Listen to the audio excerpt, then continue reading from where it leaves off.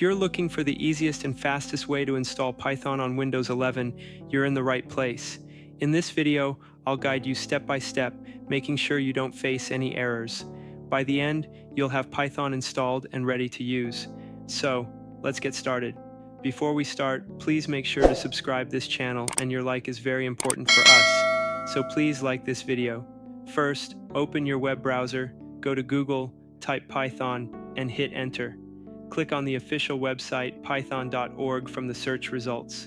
Once on the website, hover over the download section. You'll see the latest Python version 3.13.1. Click to download it. The file size is small, around 27.4 megabytes, so it should be quick.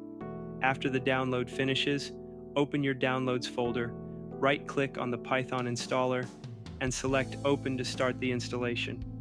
When the setup screen appears, make sure to check Add Python to Path. This step is crucial. Next, click on Customize Installation to see the additional features.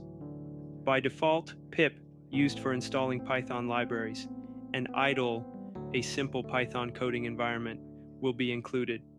Keep these options selected and click Next. Now, in the advanced options, check the first box if you have admin rights on your system. Python will be installed in C:program files, which is fine.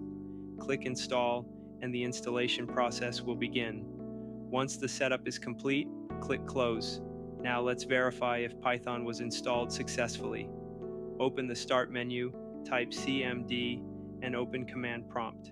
Then type Python _version, press Enter, and you should see the installed Python version displayed on the screen.